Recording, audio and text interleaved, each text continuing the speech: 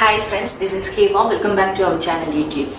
இந்த வீடியோல நம்ம பார்க்க போறது இந்த paramedical counselling வந்து எப்படி நடக்கும். இந்த கவுன்சிலிங்ல நம்ம எப்படி வந்து கோர்சஸையும் காலேஜஸையும் நம்ம செலக்ட் பண்ணணும் இத பத்தி தான் டீடைலா பார்க்க போறோம். சோ இந்த கவுன்சிலிங்கை பொறுத்த வரைக்கும் நம்ம கவர்மெண்ட் காலேஜா இருந்தாலும் சரி அல்லது நீங்க செல்ஃப் ஃபைனான்சிங் காலேஜ் அதாவது government quota seats in self financing காலேஜுக்கு நம்ம வந்து கவுன்சிலிங் அட்டெண்ட் போடுறதா இருந்தாலும் சரி டிப்ளமோ கோர்சஸ்க்குனாலும் சரி எல்லாத்துக்குமே சேம் ப்ரொசீஜர் தாங்க. கவுன்சிலிங்குமே உங்களுக்கு வந்து ஆன்லைன்ல தான் நடக்கும். ஃபர்ஸ்ட் வந்து டிகிரி கோர்சஸ்க்கு ஸ்டார்ட் பண்ணுவாங்க. டிகிரி கோர்சஸ்க்கு முடிஞ்சதுக்கு அப்புறம் தான் என்ன பண்ணுவாங்கன்னா டிப்ளமோ கோர்சஸ்க்கு வந்து கவுன்சிலிங் வந்து கண்டக்ட் பண்ணுவாங்க. இதுல நீங்க வந்து கவுன்சிலிங்கோட ஃபீ வந்து ஆன்லைன்ல 250 ரூபாய் வந்து நீங்க கட்டுவீங்க. குறைஞ்சபட்சம் கவுன்சிலிங் வந்து ஒரு 4 to 5 days வந்து கவுன்சிலிங் நடக்கும். சோ இந்த கவுன்சிலிங்க்கு வந்து எப்படி கூப்பிடுவாங்க அப்படின்னு பாத்தீங்கன்னா ஹை கட் ஆஃப் இப்போ வந்து 200 கட் ஆஃப் இருக்குன்னா 200ல இருந்து 170 வரைக்கும் இருக்கக்கூடிய மாணவர்களை ஃபர்ஸ்ட் ரவுண்ட்ல கூப்பிடுவாங்க. இந்த ஃபர்ஸ்ட் ரவுண்ட் கவுன்சிலிங் முடிஞ்சு ரிசல்ட் ரிலீஸ் பண்ணுவாங்க. அதாவது ஒரு 4 நாள் நான் சொன்னேன்ல 4 to 6 day 7th day நமக்கு வந்து ஃபர்ஸ்ட் ரவுண்டோட ரிசல்ட் ரிலீஸ் பண்ணிடுவாங்க. ரிலீஸ் பண்ணதுக்கு அப்புறமா அந்த ரிலீஸ் பண்ண உடனே மறுநாளே செகண்ட் ரவுண்ட் அந்த 170 to 150 வரைக்கும் கட் ஆஃப் இருக்கிறவங்கள செகண்ட் ரவுண்ட் கவுன்சிலிங்க்கு வந்து இமிடியேட்டாவே கால் ஃபார் பண்ணிடுவாங்க நம்மளுக்கு. ஸோ இந்த கவுன்சிலிங்ல நம்ம என்ன பண்ணணும் அப்படின்னு பார்த்தீங்கன்னா நம்மளுக்கு வந்து நம்மளுடைய கம்யூனிட்டி வைஸ் நம்ம கவுன்சிலிங் அட்டென்ட் பண்றதுக்கு முன்னாடி என்ன பண்ணுவாங்க அப்படின்னா அஃபிஷியல் வெப்சைட்ல சீட் வேகன்சி வந்து ரிலீஸ் பண்ணிடுவாங்க.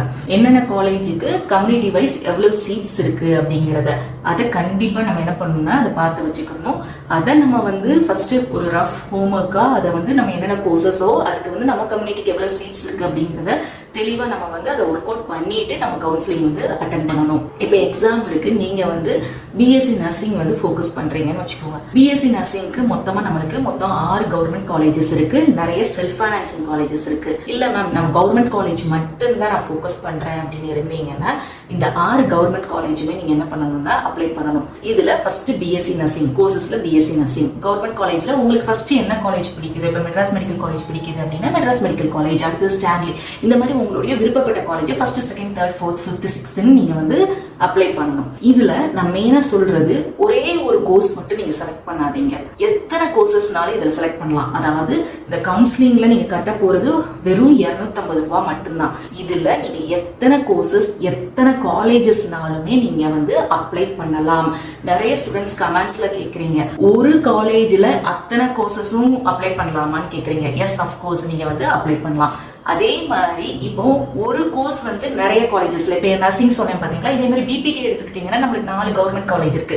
அந்த 4 கவர்மெண்ட் காலேஜுமே பிபிடிக்குமே நீங்க வந்து அப்ளை பண்ணலாம். ஸோ இதே மாதிரி தான் நீங்க வந்து செல்ஃப் ஃபைனான்சிங் காலேஜ் அதாவது government quota in self financing college இது எல்லாமே உள்ளதான் உங்களுக்கு ஒரே நேரத்துல தான் கவுன்சிலிங் நடக்கும். ஸோ நீங்க அதே மாதிரி இப்போ கவர்மெண்ட் காலேஜுக்கு ஃபர்ஸ்ட் ப்ரிஃபரன்ஸ் கொடுத்துருக்கீங்க, BSc nursing government college apply பண்ணிருக்கீங்கன்னா உங்களுக்கு செல்ஃப் ஃபைனான்சிங் காலேஜ்ல எனக்கு பிஎஸ்ஜி கேஎம்சிஹெச் முகமது சதக் இந்த மாதிரி காலேஜ்ல எனக்கு வேணும் அப்படின்னு நீங்க விருப்பப்பட்டீங்கன்னா என்ன பண்ணலாம், அந்த காலேஜையுமே நீங்க வந்து செல்ஃப் ஃபைனான்சிங் காலேஜையுமே நீங்க அடுத்து அதாவது ஃபர்ஸ்ட் நீங்க கவர்மெண்ட் காலேஜ் கொடுத்துட்டு அதுக்கடுத்து செல்ஃப் ஃபைனான்சிங் காலேஜஸ் வந்து நீங்க என்ன பண்ணணும்னா அப்ளை பண்ணணும். ஃபர்ஸ்ட் திங்க் வந்து இந்த கவுன்சிலிங்ல எத்தனை கோர்சஸ் எத்தனை காலேஜஸ்னாலும் நீங்க அப்ளை பண்ணலாம். அடுத்த விஷயம் என்ன அப்படின்னு பாத்தீங்கன்னா இந்த கவுன்சிலிங்கை பொறுத்த வரைக்கும் கம்ப்யூட்டர் தான் என்ன பண்ணுது அப்படின்னா நம்மளுக்கு வந்து ப்ரோக்ராமிங் பண்ணி இந்த கவுன்சிலிங்கை வந்து கண்டக்ட் பண்ணுது. யாரும் போய் நேரடியா போய் நீங்க எவ்வளவு எழுதிருக்கீங்க என்ன பண்ணிருக்கீங்க என்ன அப்ளை பண்ணிருக்கீங்க அப்படிங்கறத கரெக்ட் பண்ணல. சோ இது கம்ப்யூட்டர் அப்படிங்கும் போது என்ன பண்ணும், இந்த கம்ப்யூட்டர் வந்து இந்த சிஸ்டம் என்ன பண்ணும் அப்படின்னு பாத்தீங்கன்னா ஃபர்ஸ்ட் ரேங்க் இப்போ வந்து ஃபர்ஸ்ட் ரேங்க்ல ஒரு ஸ்டூடெண்ட் இருக்காங்க அப்படின்னா அந்த ஃபர்ஸ்ட் ரேங்க் ஃபர்ஸ்ட் என்ன பண்ணுவோம், நீங்க கவுன்சிலிங்லாம் முடிச்சதுக்கு அப்புறம் அந்த ஃபர்ஸ்ட் ரேங்க்ல அந்த ஸ்டூடெண்ட் வந்து என்ன கோர்ஸ் அப்ளை பண்ணிருக்காங்க என்ன காலேஜ் அவங்க கட் ஆஃப் என்ன அவங்க கம்யூனிட்டி என்ன அப்படிங்கறத பார்த்துட்டு அவங்களுக்கு உடனே அந்த சீட்டை வந்து வேக்கண்டா இருந்தா உடனே அலாட் பண்ணிடும். ஸோ இதே மாதிரி second rank third rank fourth rank fifth rank அப்படின்னு சொல்லிட்டு ஒவ்வொரு ரேங்கா என்ன பண்ணும் கம்ப்யூட்டர் ப்ரோக்ராமிங் பண்ணி ரன் பண்ணி அந்த கம்யூனிட்டியில சீட் வேக்கண்டா இருந்தா அதை ஃபில் பண்ணி கொடுத்துரும். ஸோ இப்படிதான் நம்மளுக்கு என்ன நடக்கும் அப்படின்னா கவுன்சிலிங் வந்து கம்ப்யூட்டர்ல ப்ரோக்ராமிங் ப்ராசஸ் வந்து நடக்கும். ஸோ இதனால நம்ம எப்படி வந்து அப்ளை பண்றோங்கிறது ரொம்ப முக்கியம். அதனாலதான் சொல்றேன் குறைஞ்சபட்சம் ஒரு மோர் தென் 6 கோர்சஸ் வந்து நீங்க உங்களுடைய சாய்ஸ்ல எடுத்துக்கோங்க. ஃபர்ஸ்ட் ஃபர்ஸ்ட் ப்ரிஃபரன்ஸா என்ன கோர்ஸ், செகண்ட் கோர்ஸ் என்ன, தேர்ட் கோர்ஸ் என்ன, இந்த கோர்சஸ்க்குலாம் என்ன கவர்மெண்ட் காலேஜ்ல இருக்குது, இந்த மாதிரி உங்களுடைய விருப்பப்பட்டு அந்த ப்ரிஃபரன்ஸை கொடுங்க. அதுல சீட் வேகண்டா இருந்தா கண்டிப்பா நம்மளுக்கு கிடைக்கும். அப்படி இல்ல ஃபர்ஸ்ட் சாய்ஸ் ஃபர்ஸ்ட் ப்ரிஃபரன்ஸ்ல பிஎஸ்சி நர்சிங் ஒரு கவர்மெண்ட் காலேஜ் கொடுத்துருக்கீங்க, அதுல சீட் இல்ல அப்படின்னா அடுத்ததா செகண்டா நீங்க என்ன சாய்ஸ் கொடுத்துருக்கீங்களோ, என்ன கோர்ஸ் என்ன காலேஜ் கொடுத்துருக்கீங்களோ அதைத்தான் கம்ப்யூட்டர் வந்து பார்க்கும். ஸோ அதுல சீட் வேகண்டா இருந்தா அந்த சீட்டை வந்து உங்களுக்கு அலாட் பண்ணி கொடுத்துரும். அதுக்கடுத்து ரொம்ப முக்கியமா நிறைய ஸ்டூடெண்ட்ஸ் வந்து கேக்குறீங்க, அப்பனா நம்ம இத்தனை கோர்சஸ் இத்தனை காலேஜ்னா அப்புறம் 2-3 காலேஜ் கிடைக்குமா அப்படின்னு கேக்குறீங்க. அப்படி கிடைக்காது. அதனாலதான் சொல்றேன், கம்ப்யூட்டர் வந்து first rank, second rank, third ரேங்க்னு போயிட்டே இருக்கும். ஒவ்வொரு ரேங்கை எடுத்து ரேங்க் பண்ணி அதுல என்ன கோர்ஸ் என்ன காலேஜ் கொடுத்துருக்கீங்க, உங்க கம்யூனிட்டிக்கு அந்த சீட் வேக்கன்ட் இருக்கான்னு பார்த்துட்டு ஃபர்ஸ்ட் ப்ரிஃபரன்ஸ்ல என்ன கொடுத்துருக்கீங்க. இப்போ ஃபர்ஸ்ட் ப்ரிஃபரன்ஸ்ல நீங்க பிபிடி கொடுத்துருக்கீங்க, பிஎஸ்டி காலேஜ் வந்து கொடுத்துருக்கீங்க அப்படின்னா அதுல சீட் வேக்கண்டா இருந்தா அது உங்களுக்கு அலாட் பண்ணிடும். இல்ல நீங்க வந்து பிஎஸ்டிக்கு அடுத்து கேஎம்சிஹெச் கொடுத்துருக்கீங்க, பிஎஸ்டில சீட் இல்ல அப்படின்னா நெக்ஸ்ட்ல நீங்க என்ன கொடுத்துருக்கீங்களோ கேஎம்சிஹெச் கொடுத்துருந்தீங்கன்னா அந்த சீட்டை வந்து அலாட் பண்ணி கொடுக்கும்.